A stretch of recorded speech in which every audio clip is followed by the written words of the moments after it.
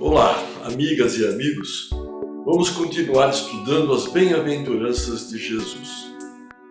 Nós vimos as duas primeiras, referentes aos pobres de espírito, porque deles é o reino dos céus, segundo Jesus, e aos que choram, os aflitos, e que eles serão consolados.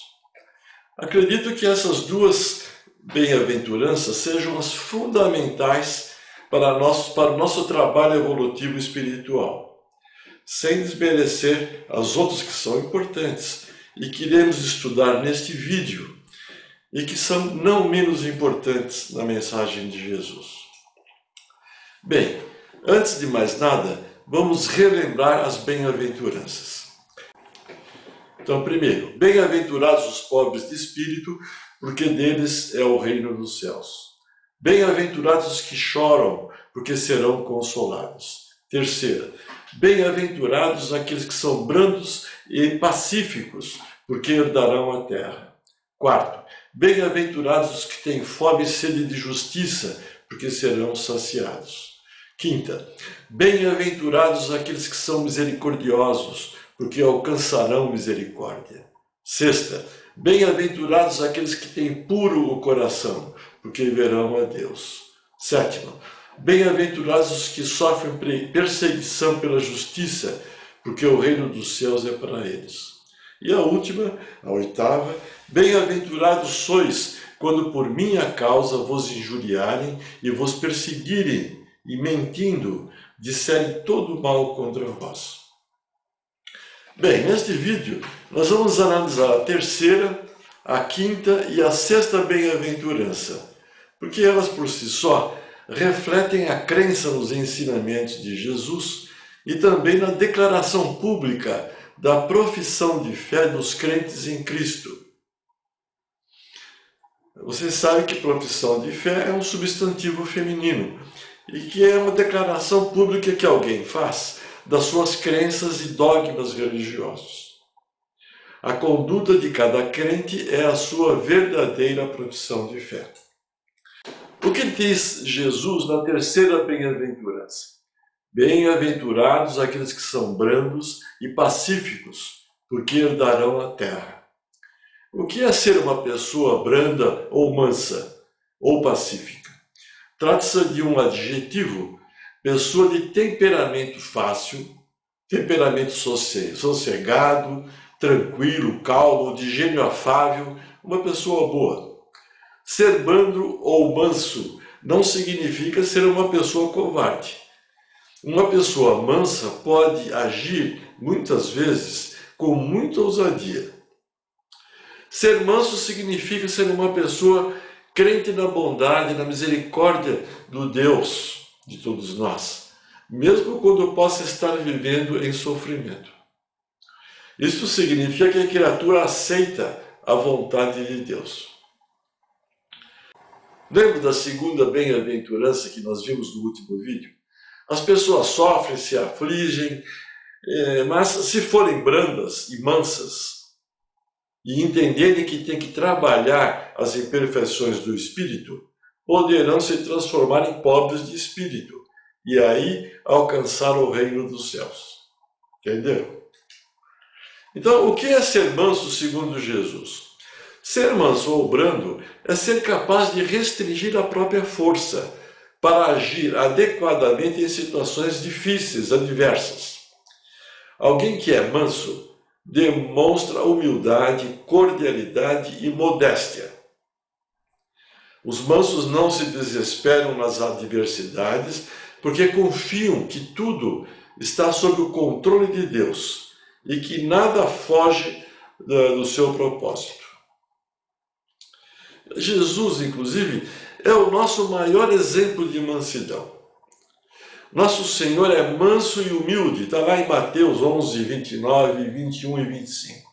E mesmo possuindo grande autoridade, quando experimentou terríveis injustiças durante o seu ministério terreno, ele se manteve sob controle, em mansidão. Uma grande demonstração da sua imensa mansidão foi durante o seu julgamento. Na ocasião, ele foi acusado injustamente e não proferiu uma só palavra de ameaça aos seus perversos acusadores.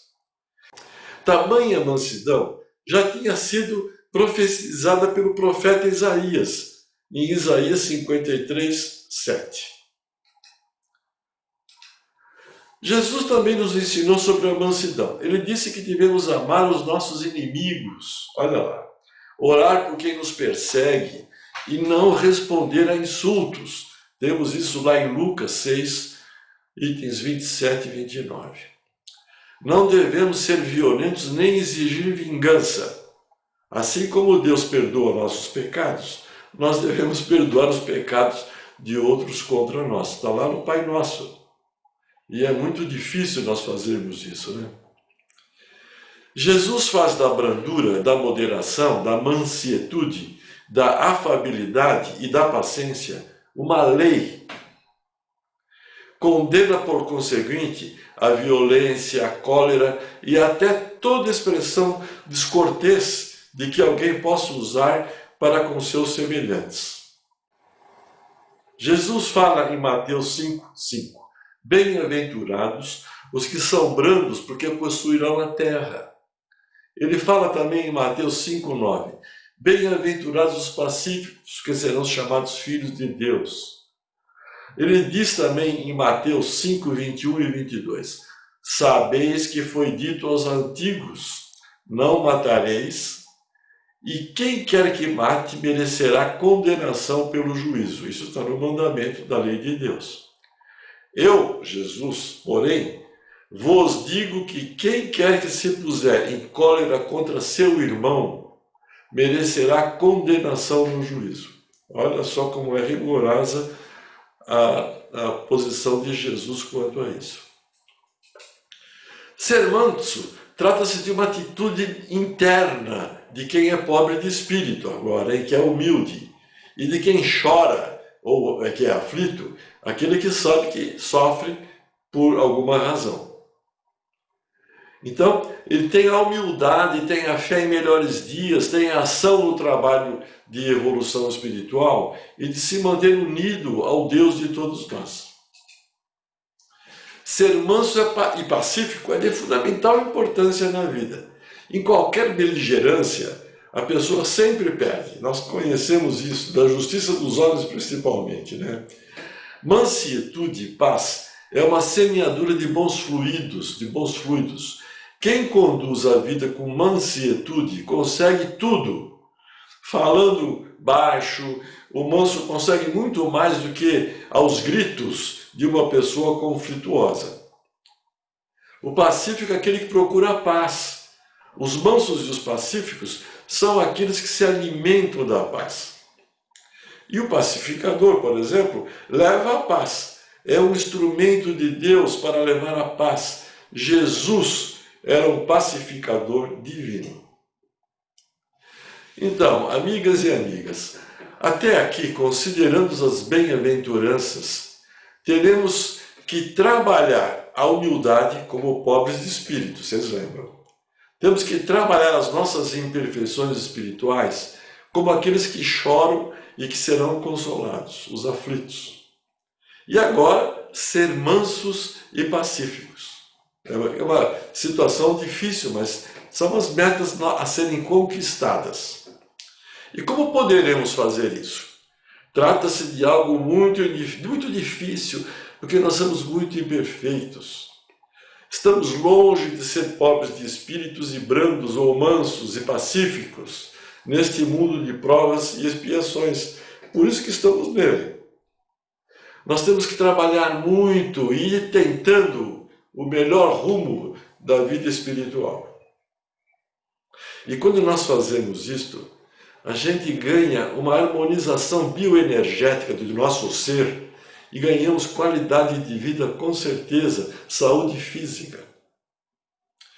Então nós temos que ter um método e podemos utilizar um método meditativo, considerando aquelas 3 fases que você já sabe, que eu já descrevi, que é o autoconhecimento, e com o autoconhecimento nós ganhamos conhecimento, naturalmente, com o estudo.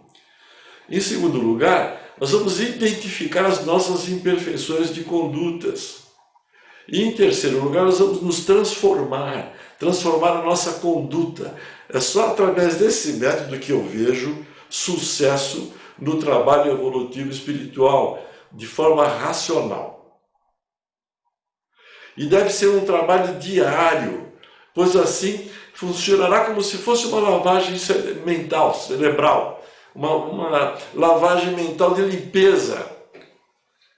Seria um método de programação neurolinguística, na verdade. E trata-se de um exercício mental, intelectual e espiritual, de quê? De condicionamento da mente. É assim que funciona a meditação nesse objetivo.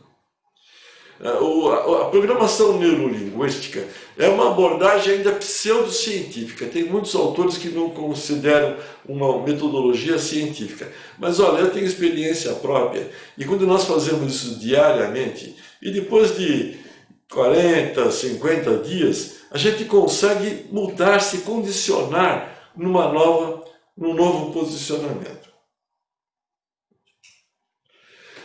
Bem, a quinta bem-aventurança agora diz o seguinte: bem-aventurados aqueles que são misericordiosos, porque alcançarão a misericórdia. O que é misericórdia? É um substantivo feminino. O que significa, pelo dicionário? Sentimento de dor e solidariedade com relação a alguém que sofre uma tragédia pessoal ou que caiu em desgraça. E significa compaixão, piedade. São todos sinônimos, na verdade, né? E, em segundo lugar, misericórdia também pode ser um ato concreto de uma manifestação desse sentimento de misericórdia, como o perdão, a indulgência, a graça, a clemência. Então, misericórdia é uma disposição do meu espírito, da alma, de ser semelhante ao Cristo, ao encarar amigos, inimigos, desprezados e desafetos. É uma manifestação de conduta. O misericordioso usa de bondade ao julgar os outros. Procura o melhor, não o pior. E é lento para condenar e rápido para recomendar. Nós temos que treinar a misericórdia também. Então, a misericórdia ela pode significar: eu te aceito, eu te acolho e oro, rezo, para que você melhore e faço tudo o que puder para te ajudar. Neste planeta de provas e expiações, não há criatura alguma com vida pura, somos todos imperfeitos. Assim, a misericórdia é a porta de acesso aos ensinamentos do Deus de todos nós, da fonte criadora. A misericórdia é uma das práticas do amor incondicional, que é o amor de Deus, do amor fraterno, da fraternidade universal. Agora nós temos aqui mais uma qualidade das bem-aventuranças. Além daquelas que eu já citei, temos esta, que é a misericórdia, a ser trabalhada em nosso espírito. Vão anotando aí.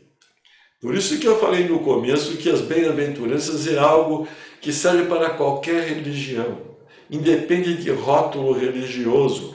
É uma lei cósmica. Olha, nós poderíamos definir amor incondicional, acho que vale falar isto aqui agora. De que maneira, o que é amor incondicional? Amor incondicional significa amor pleno, completo, absoluto, que não impõe condições ou limites para se amar. É muito difícil, hein? Mas nós podemos ter isso como meta. Amor incondicional não julga, perdoa, apoia, não é egoísta, é generoso, altruísta, infinito, não espera nada em troca. O amor está em primeiro lugar. Imagine se na nossa humanidade atual nós estaríamos praticando o amor incondicional. Seria um planeta feliz. Deus ama de forma incondicional, porque ama a todos sem distinção. Mas é justo ao infinito, com certeza. Então, amigas e amigos, considerando ainda as bem-aventuranças que estamos descrevendo, teremos que trabalhar então a humildade como pobres de espírito, trabalhar as nossas imperfeições espirituais, que somos aqueles que choram, somos os aflitos e que seremos consolados, ser mansos e pacíficos, e agora, mais uma, sermos misericordiosos. Então nós poderemos meditar sobre essas virtudes. Olha lá, vamos ser pobres de espírito, vamos trabalhar as nossas imperfeições espirituais, vamos ser mansos e pacíficos e agora misericordiosos. Entenderam? E para terminarmos, temos mais uma bem-aventurança, a sexta, que diz: bem-aventurados aqueles que têm puro coração, porque verão a Deus. Esta bem-aventurança decorre da prática das bem-aventuranças já descritas. Os limpos de coração são os que não possuem manchas morais, são os puros, que nós não temos aí disponível nesta humanidade atual. O esforço de purificação desenvolvido ao longo das reencarnações é o objetivo essencial daqueles que se encontram conscientes da necessidade de aperfeiçoamento espiritual. Quanto mais evoluímos espiritualmente, mais purificados nós vamos acontecer, não é?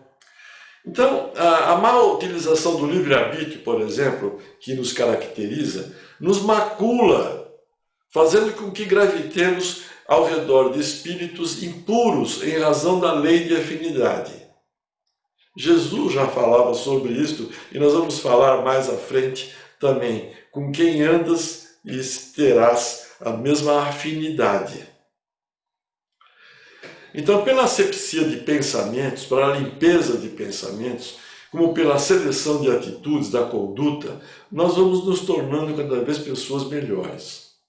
Um coração limpo, então, é, no dizer evangélico, o sentimento destituído de maldade, capaz de perceber, de sentir e operar no bem pela prática da caridade, da fraternidade universal. Isso quer dizer a pureza de coração. Um coração limpo reflete sempre a grandeza e a bondade do Criador. Bem, amigas e amigos, nós vamos encerrando por hoje. Penso que vocês já perceberam a profundidade dos ensinamentos de Jesus nestas bem-aventuranças. Trata-se de uma orientação espiritual e intelectual para o trabalho evolutivo das criaturas deste planeta. Se nós trabalharmos as virtudes que Jesus nos colocou, simplesmente alcançaremos a iluminação espiritual, né? Alcançaremos o reino dos céus, como ele falou, e estaremos unidos à fonte criadora, ao Deus de todos nós, ou ainda ao Pai, como Jesus falava. Ele dizia: eu e meu Pai somos um. E nós também, nós aqui, poderemos chegar a isto, basta alcançarmos a purificação do nosso espírito. Quando nós estamos já mansos, pacíficos, estamos com a misericórdia dentro de nós, estamos purificando o nosso coração, nós temos condições de nos unirmos ao Pai que está dentro de nós. E quando nós conseguimos essa união, a gente fica bioenergeticamente unificado, livre de qualquer bloqueio energético, e a gente ganha saúde espiritual, porque estamos trabalhando a nossa evolução espiritual e intelectual, e ao ganharmos esta harmonia das nossas mentes, do nosso espírito, nós ganhamos também toda uma harmonização bioenergética do nosso perispírito, dos nossos corpos biológicos, bioemocionais, espirituais, intelectuais, e ganhamos saúde física, porque todo esse corpo bioenergético é a matriz do nosso corpo físico. Quando essa matriz bioenergética está purificada, nós ganhamos saúde do corpo físico. Eu já publiquei muitos vídeos sobre isso, vocês procurem aí que tem lá no começo, mais no começo das nossas apresentações. Então agora eu vou mostrar agora um quadro, que é um quadro resumo, esquemático dessas bem-aventuranças. Nós estamos finalizando esse vídeo, mas é uma finalização um pouco mais lenta para chamar a atenção da nossa mensagem espiritual das bem-aventuranças. Nós temos virtudes e vícios, né? Vocês estão vendo aí no quadro. Para nos candidatarmos ao reino dos céus, que Jesus destacou nas bem-aventuranças, e temos também uma vida com melhor qualidade no aqui e agora, nesta dimensão já. Teremos que trabalhar as virtudes em nossa mente, em nosso espírito, em nossa consciência. É como falava Buda também. Tudo isso constitui uma conquista, é um trabalho de conquista. É uma coisa muito difícil. É um trabalho árduo no dia a dia. E somente assim, conquistando, poderemos eliminar a dor e os sofrimentos de forma significativa. Não há outro caminho. É a justiça de Deus. Nós mesmos é que somos os algozes de nós próprios. Para eliminarmos todo o nosso karma, ou todos os nossos débitos de outras vidas e é desta forma. Temos que eliminar, por nos purificar a cada momento. E enquanto não nos purificarmos, vamos ficar nesta roda das encarnações com certeza. E nesses planetas ou nessas moradas de Deus, de provas, de expiações, de sofrimentos. O planeta Terra e esta humanidade está em direção a uma regeneração, onde há mais o bem, mais a prática do bem do que o mal.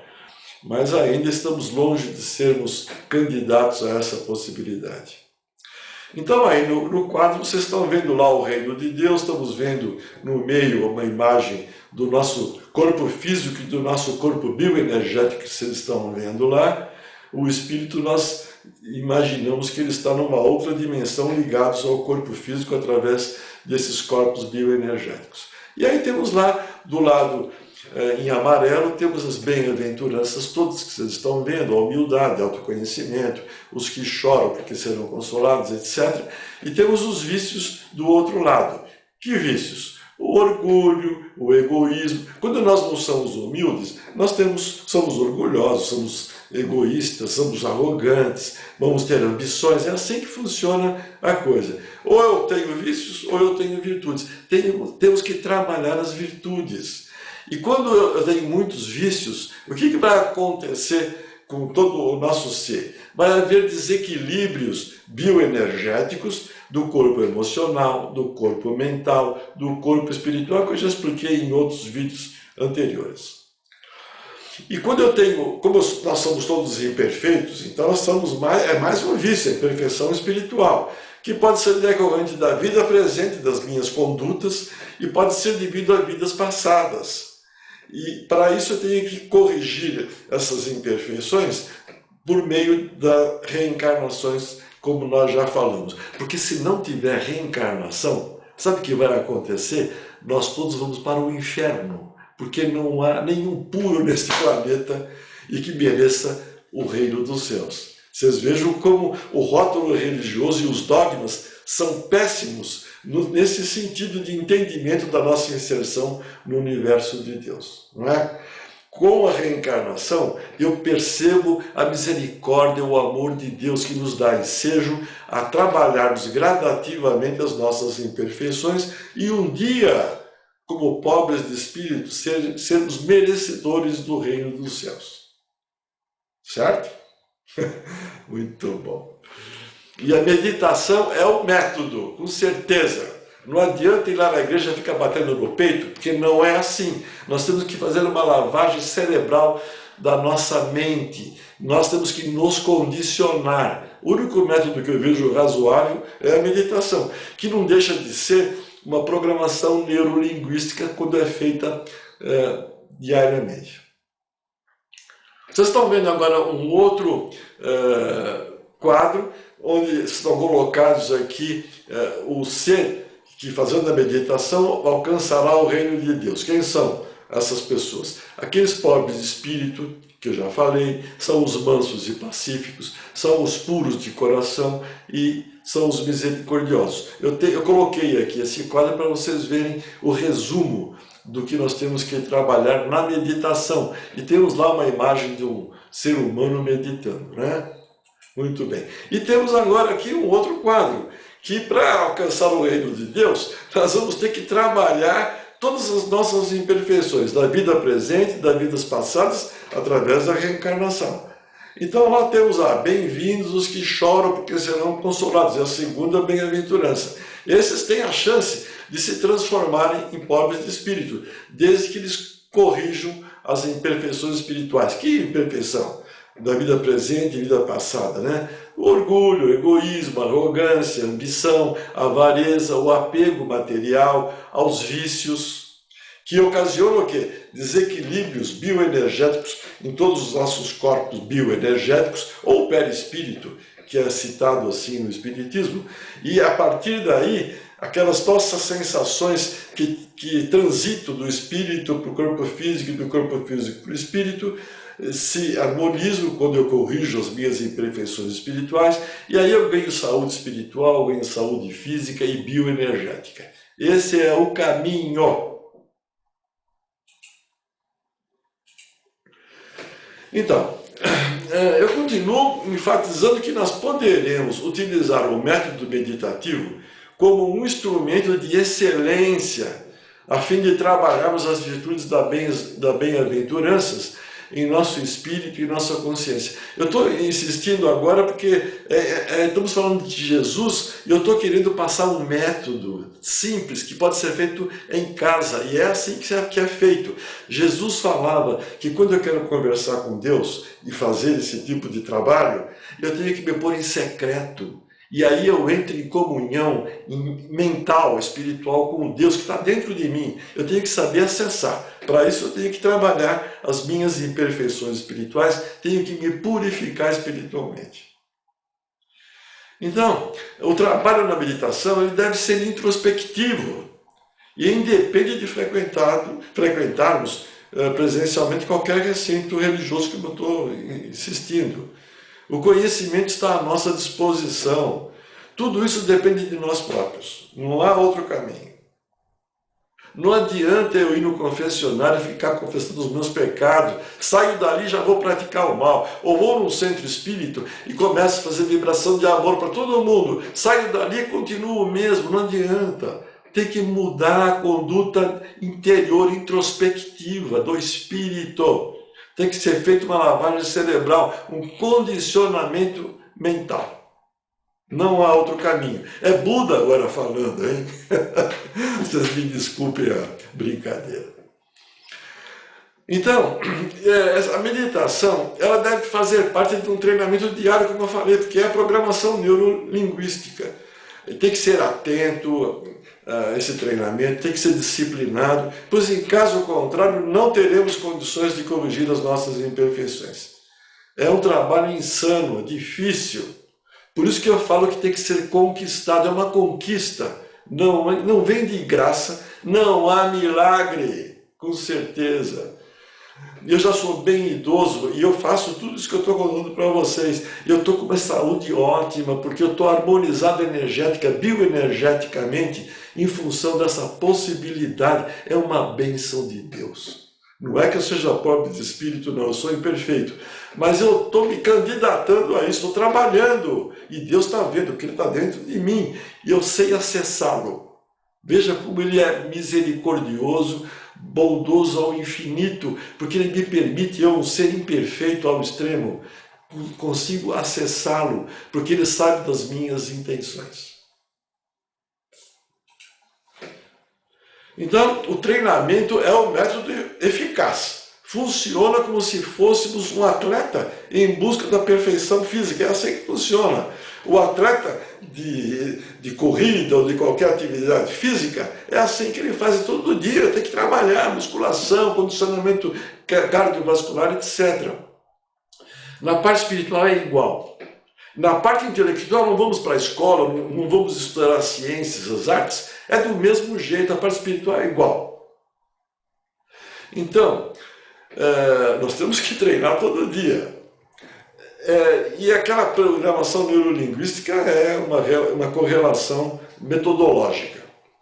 Então é necessário um pouquinho de inteligência, sabedoria quando a gente compreende tudo isso. Tem que ter vontade e esforço mental, não há outro caminho. Então, temos um método de conduta moral e espiritual, este método da meditação, que as pessoas podem trabalhar e assim, um dia, quando aperfeiçoadas as imperfeições, as pessoas receberão com certeza, por acréscimo, as benesses do reino de Deus. Olha, no próximo vídeo nós vamos continuar falando de Jesus. Nesses dois que estamos terminando agora, este vídeo, nós trabalhamos as bem-aventuranças. Jesus vai continuar falando de outras virtudes relacionadas a essas bem-aventuranças que eu vou falar no próximo vídeo. Mas é importante que a gente compreenda a mensagem de Jesus independentemente de rótulos religiosos. Eu estou tomando essa atitude. Não estou falando de igreja católica, protestantismo em todas as suas vertentes, nem cito às vezes o espiritismo, ou a igreja ortodoxa do Oriente. O rótulo não importa. O rótulo serve para nós ganharmos conhecimento e usarmos a nossa inteligência racional para fazer a avaliação, uma reflexão sobre os dogmas, sobre os conceitos. Agora eu fico livre para escolher o meu aperfeiçoamento intelectual e espiritual intrínseco, individual, porque é esse o caminho, é o trabalho individual. Por isso que eu estou colocando todos esses vídeos. Muito bem, então, no próximo nós vamos estar falando ainda sobre Jesus. Então, até lá. Vamos juntos e misturados, praticando a fraternidade universal. Eu estou sempre falando isto. Vamos praticando o amor incondicional como meta, porque nós não somos capazes de amar incondicionalmente, mas como meta eu posso fazer esse trabalho. Eu peço ao Deus de todos nós, ao meu Deus que está dentro de mim, me dê condições e a intuição para que eu possa praticar esse amor incondicional como meta. Vamos compartilhando conhecimentos, é o que eu estou fazendo aqui, conhecimento mesmo, espiritual e intelectual. Compartilhe este vídeo, dê o like ou dislike, inscreva-se no canal, se quiser, né? E vamos trabalhando a nossa ascensão intelectual e espiritual a cada momento. O Deus que habita no meu coração, saúde o Deus que habita no seu coração. Namastê.